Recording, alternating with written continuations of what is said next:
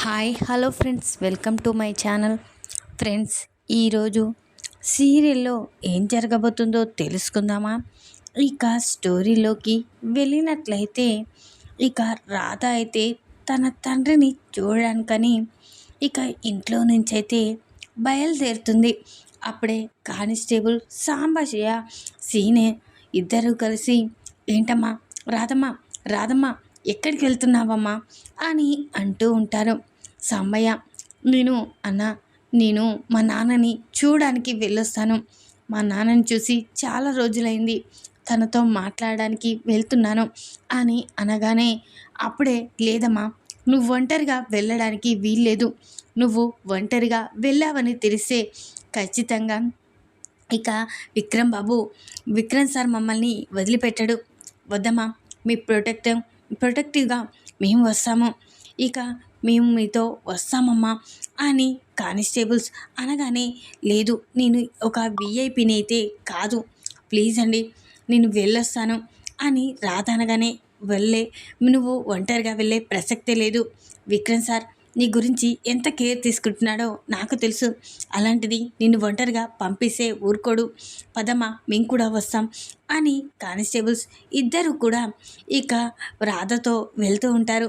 ఇక రాధ సరే అని ఇక వాళ్ళతో కారులో అయితే వెళ్తుంది. వెంటనే ఇక స్టేషన్ రాగానే వాళ్ళ నాన్న దగ్గరికి వెళ్ళిపోతుంది.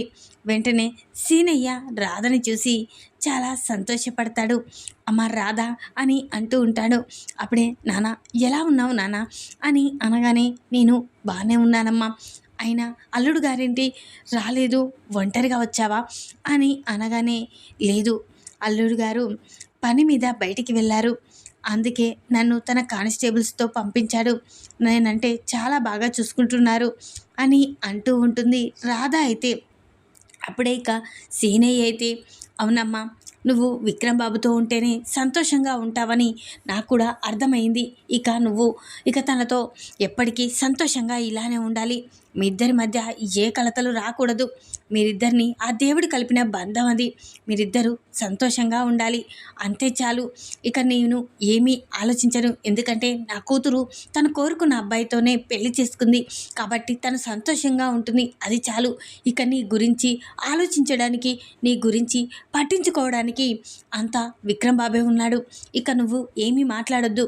నీకేదైనా కావాలంటే విక్రమ్ బాబే చేస్తాడు.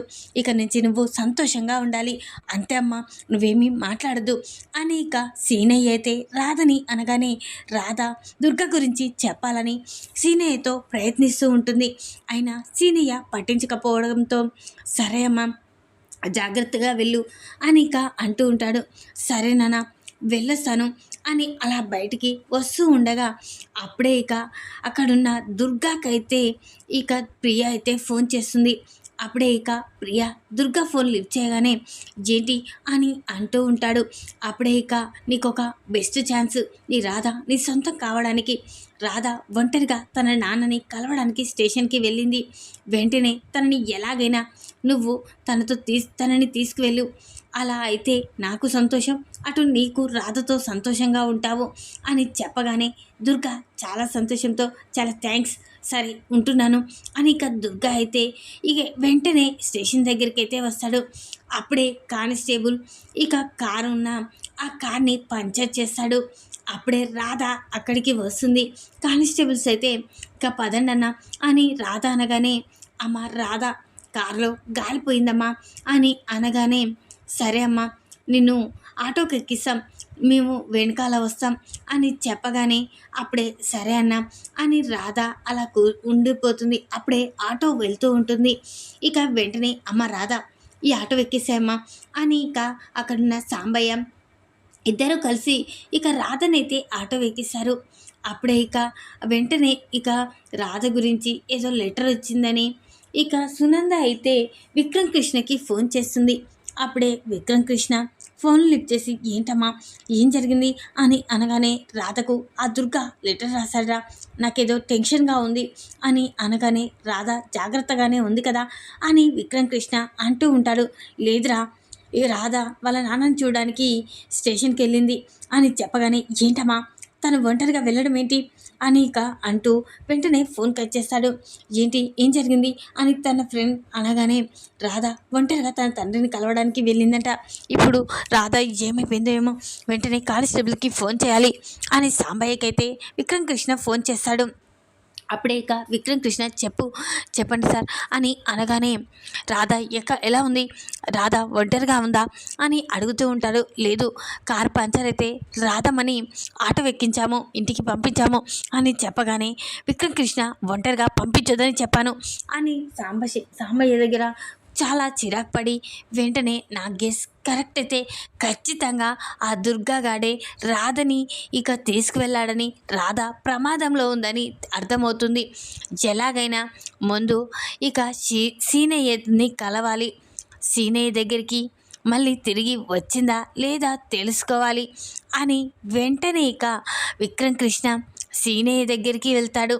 అప్పుడే సీనయ్య ఒంటరిగా ఉన్న విక్రమ్ కృష్ణని చూసి, ఇదేంటి బాబు, ఇంతకుముందు పనుందని చెప్పి రాధని మాత్రమే పంపించావు, నువ్వేంటి రాధ వెళ్ళిపోయాక వచ్చావు అని అంటూ ఉంటాడు సీనయ్య అయితే.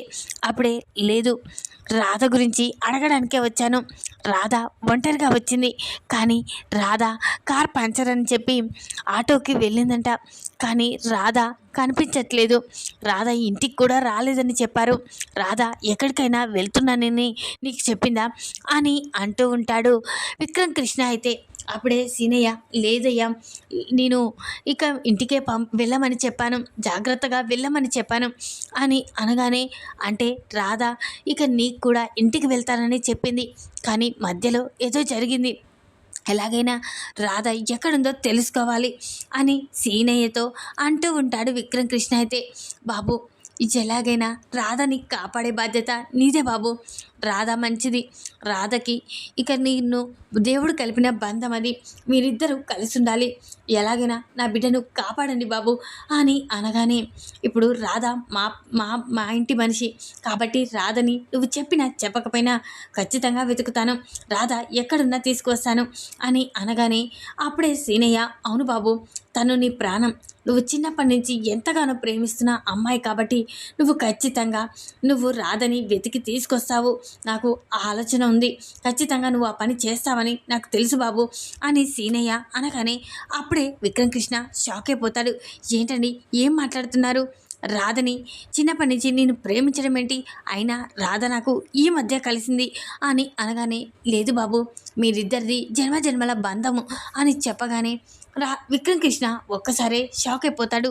ఏంటండి ఏం మాట్లాడుతున్నారు అని అనగానే, అవును బాబు, రాధ ఎవరో కాదు, రాధ నీ మరదలు అని చెప్పగానే, నీ మరదలు చిట్టి నీ వెతుకుతూ ఉన్నావు కదా, ఆ చిట్టి ఎవరో కాదు ఈ రాధనే అని చెప్పగానే విక్రమ్ కృష్ణ ఒక్కసారే షాక్ అయిపోతాడు.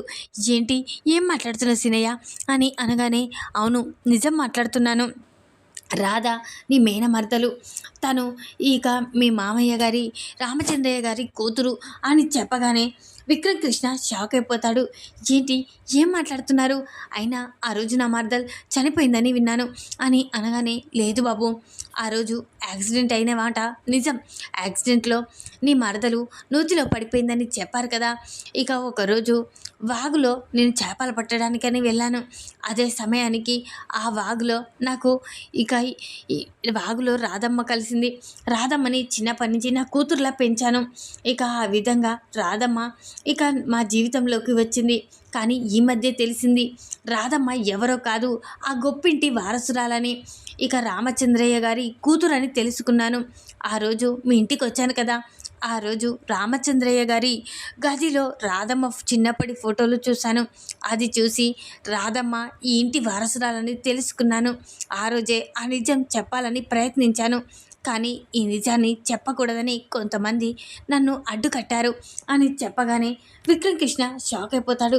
ఏంటండి మీరు చెప్పేది నిజమా అని అనగానే, అవును బాబు, రాధమ్మ ఎవరో కాదు, నువ్వు చిన్నప్పటి నుంచి ప్రేమించిన నీ చిట్టి నీ మరదలే అని చెప్పగానే విక్రమ్ కృష్ణ చాలా సంతోషపడతాడు. చాలా థ్యాంక్స్ అండి, మీరు ఈరోజు ఈ నిజాన్ని చెప్పినందుకు అని ఇక చాలా సంతోషపడతాడు. అప్పుడే ఇక ఎలాగైనా రాధమ్మని వెతకండి బాబు, రాధమ్మని ఇంటికి తీసుకురావాలి అని అనగానే వెంటనే విక్రమ్ కృష్ణ, రాధ నా మరదలు, నా చిట్టి, తనని ఇన్నాళ్ళుగా తను నా ప్రాణం, ఇక తనే నా చిట్టి అని తెలియకముందే నేను ఎంతగానో చూసుకున్నాను. అలాంటిది తను నా చిట్టి అని తెలిసాక ఎలా వదిలిపెడతాను? ఎక్కడున్నా నా మరదల్ని నా ఇంటికి తీసుకువెళ్తాను. ఇక తనే నా చిన్నప్పటి చిట్టి అని అందరి ముందు చెప్పేశాను అని విక్రమ్ కృష్ణ అంటూ ఉంటాడు. చాలా థ్యాంక్స్ బాబు, నా కూతుర్ని కాపాడి తీసుకువెళ్ళాల. ఇక నువ్వు నా రాధమ్మని ఇక కాపాడుకోవాలి, రాధమ్మ ఎక్కడుందో తెలుసుకోవాలి అని ఇక అంటూ ఉంటాడు. సరే నేను వెళ్ళొస్తాను అని విక్రమ్ కృష్ణ రాధని వెతుక్కుంటూ వెళ్తాడు. అప్పుడే ఇక దారిలో దుర్గా రాధని ఇక లాక్కు వెళ్ళడం చూసి వెంటనే విక్రమ్ కృష్ణ ఇక దుర్గాని బాగా చిదిమేసి వెంటనే ఇక రాధని తీసుకొని ఇంటికైతే వచ్చేస్తాడు. అది చూసిన ప్రియ ఒక్కసారి షాక్ అయిపోతుంది. ఇదేంటి, ఆ దుర్గాగాడేంటి మళ్ళీ ఈ రాధని వదిలిపెట్టాడేంటి, మళ్ళీ బావేంటి రాధని ఇంటికి తీసుకొచ్చాడు, దీని పీడ విరగడైపోయింది అనుకున్నాను, కానీ మళ్ళీ ఇంటికి తీసుకొచ్చాడేంటి అని ఇక ప్రియ చాలా కోపంతో చిరాకు పడుతుంది. ఏంటి బావా మళ్ళీ తీసుకొచ్చావు అని అనగానే, ఏంటి రాధ ఎక్కడికి వెళ్ళిందో నీకు తెలుసా, రాధ రాకూడదు అనుకుంటున్నావా అని అంటూ ఉంటాడు విక్రమ్ కృష్ణ. అయితే లేదు బావా, రాధ ఎక్కడికో వెళ్ళిందని చెప్పావు కదా, మరి ఎలా తీసుకొచ్చావని అనబోయానంతే అని అనగానే, ఇదంతా అనవసరం, అయినా అందరికీ ఒక నిజం తెలియజేయాలి అనుకుంటున్నాను అని అనగానే అందరూ షాక్ అయిపోతారు. ఇదేంటి, ఏం నిజం అని ఇక దమయంతి ఆలోచిస్తూ ఉంటుంది. అప్పుడే ఇక వెంటనే రాధ నువ్వు ఇక్కడే ఉండు, వెంటనే వెళ్ళొస్తాను, అందరికీ ఒక నిజాన్ని చెప్పాలి అని ఇక విక్రమ్ కృష్ణ అయితే మళ్ళీ ఇక సీనయ్య ఉన్న స్టేషన్కి అయితే వస్తాడు. అప్పుడే ఇక సీనయ్య చూసి విక్రమ్ కృష్ణ ఇక ఒక్కసారి షాక్ అయిపోతాడు. ఇక సీనయ్య కూడా బాబు బాబు రాధమ్మ దొరికిందా బాబు అని అంటూ ఉంటాడు. రాధమ్మని ఇంటికి తీసుకొచ్చాను, ఇప్పుడు రాధ ఇంట్లోనే ఉంది అని అనగానే, బాబు ఒకసారి రాధని ఇక్కడికి తీసుకురాకపోయావా అని అనగానే, లేదు రాధని తీసుకురావడం కాదు, నిన్నే రాధ దగ్గరికి తీసుకువెళ్ళాలనుకుంటున్నాను అని వెంటనే బెయిల్ మీద ఇక సీనయ్యని తీసుకొని ఇక ఇంటికైతే వస్తాడు విక్రమ్ కృష్ణ. అయితే వెంటనే అందరూ షాక్ అయిపోతారు. ఇక దమయంతి అయితే ఒక్కసారే షాక్ అయిపోతుంది. ఇదేంటి, ఈ సీనయ్యని ఇక్కడికి తీసుకొస్తున్నాడు అంటే సీనయ్యకి చిట్టి ఎవరనేది తెలుసు అంటే సీనయ్యకి తెలిసిన విషయం విక్రమ్ కృష్ణకి తెలిసిందా, విక్రమ్ కృష్ణకి చిట్టి ఎవరో తెలిసిందా, అయితే సీనయ్యతో ఈ నిజాన్ని చెప్పియబోతున్నాడా అని దమయంతి చాలా కంగారు పడుతూ ఉంటుంది. అప్పుడే ఇక ఇదేంట్రా సీనయ్యని ఇక్కడికి తీసుకొచ్చావు అని అంటూ ఉంటారు. నేను కొన్ని నిజాలు తెలియజేయడానికే తీసుకొచ్చాను నాన్న అని అంటూ ఉంటారు. అప్పుడే సునంద ఏంట్రా ఏం మాట్లాడుతున్నావు అని అనగానే, అవునమ్మా కొన్ని నిజాలు తెలియజేయడానికే తీసుకొచ్చాను సీనయ్యని అని అనగానే, అప్పుడే రాధ ఇక ఏంటి మా నాన్నని ఇంకా తప్పు చేయలేదని నిరూపించి తీసుకొచ్చావా అని రాధ అంటూ ఉంటుంది. అది కూడా త్వరలోనే జరుగుతుంది అని విక్రమ్ కృష్ణ అంటూ ఉంటాడు. అప్పుడే ఇక ముందుగా ఏంటో చెప్పు అని దమయంతి అంటూ ఉంటుంది. అప్పుడే ఇక సీనయ్య నీ నోటితో నువ్వే చెప్పాలి అని అనగానే, ఏంటి బాబు ఏం విషయం అని అంటూ ఉంటాడు. ఏం విషయమా, రాధ గురించి, రాధ ఎవరనేది అందరికీ తెలియాలి, ఇక రాధపై ఇక చాలా కోపంతో ఉన్నవాళ్ళు రాధని బయటికి పంపించాలనుకున్న వాళ్ళకి బుద్ధి చెప్పాలి అని అనగానే వెంటనే సీనయ్య ఒకసారి షాక్ అయిపోతాడు. వద్దు బాబు వద్దు, రాధమ్మకి ప్రమాదం, ఇక రాధమ్మ చిట్టి అని తెలిస్తే ప్రమాదం అని అనగానే, ఎవరితో ఏ ప్రమాదం రాదు, రాధకి నేనున్నాను, నువ్వు నిజం చెప్పేయి అని అనగానే, అప్పుడే ఇక రామచంద్ర అయితే ఏంట్రా ఏం మాట్లాడుతున్నావు అని అనగానే, అవును మామయ్య అసలు రాధ ఎవరో కాదు, నీ కన్న కూతురు చిట్టి మేఘననే అని చెప్పగానే చాలా రామచంద్రయ్య ఇదేంటి వీనికి కూడా ఈ విషయం తెలిసిందా అని షాకింగ్గా చూస్తూ ఉంటాడు. మామయ్య ఏంటి మామయ్య అలా చూస్తావు, తను నీ కన్న కూతురు అని అనగానే, అప్పుడే ఇక ఈ విషయం ఇప్పుడు దమయంతికి తెలిస్తే నా కూతుర్ని చంపేస్తుందా అని రామచంద్రయ్య ఆలోచిస్తూ ఉంటాడు.